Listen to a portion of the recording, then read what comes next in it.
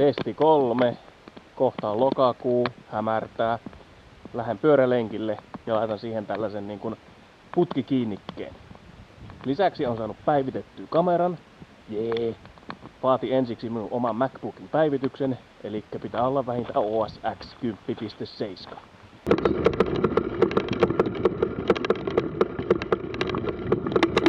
Tää mikä tässä Garminin kiinnikkeessä on tosi hyvä, on se, että tää voi pyörittää 360 ilman, että kamera tarvii irrottaa.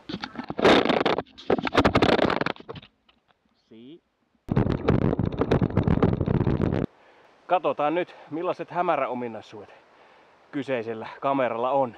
Minähän en kuvan käsittele jälkikäteen, että mitenkään. Se video, minkä te näette, niin se on suoraan kamerasta. Äänen tasoa on korkeintaan nostanut, että sitäkään ole käsitellyt tällä lailla. Kyllähän se on tyly tosiasia, että kamerat on tehty kirkkaaseen valoon.